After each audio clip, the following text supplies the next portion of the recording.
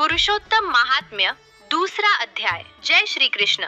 पुरुषोत्तम महात्म्य के दूसरे अध्याय में आपका स्वागत है। पहले अध्याय में हमने पुरुषोत्तम मास की महिमा और उसकी उत्पत्ति के बारे में जाना।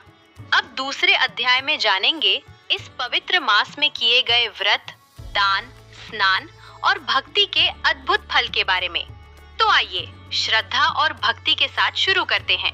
पुरुषोत्तम महात्म्य का दूसरा अध्याय। सूत जी कहने लगे, हे ऋषियों, मैं श्री सुखदेव जी को, राजा परीक्षित को श्रीमद् भागवत की कथा सुनाते देखकर आया हूँ। ऋषि करने लगे, हे सूत जी, जो कुछ आपने वेद व्यास जी के मुख से सुना हो वही कथा सुनाइए। सूत जी बोले, हे ऋषियों, जैसा मुझ में ज्ञान है और जैसे मैंने व्यास जी के मुख से सुना है वह मैं तुमसे कहता हूँ। एक समय नारद जी विचरते हुए भगवान नारायण के निवास स्थान में पहुँचे। वहाँ पर भगवान के चरणों से अलकनंदा बह रही थी। वहाँ पर ब्रह्म में मन लगाए जितेंद्रिय, निर्मल और तेजोमय ऋषि को देखकर भगवान ने उनको नमस्कार किया।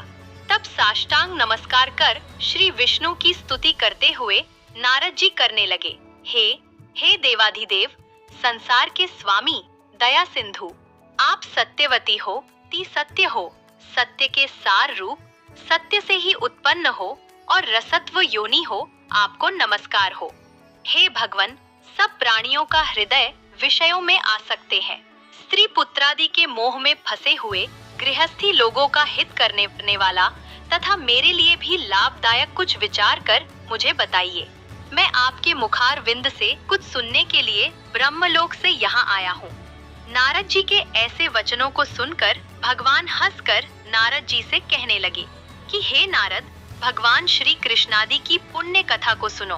हे तात, जगत के विधाता और उसको एक पल मात्रा में नाश करने वाले, उनके कर्मों को करने वाला पृथ्वी में कौन समर्थ है।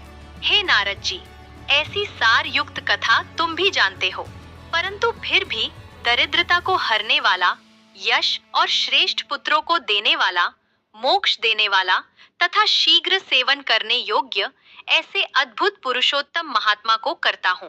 नारद जी करने लगे, हे विप्रो, स्वामियों सहित मैंने चैत्रादि मास तो सुने हैं, परंतु उसमें पुरुषोत्तम मास नहीं सुना।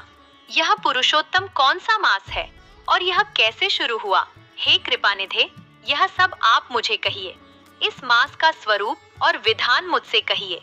क्या करना चाहिए, स्नान कैसे करें और दान क्या करें, और जप, पूजा तथा उपवास आदि के क्या साधन है।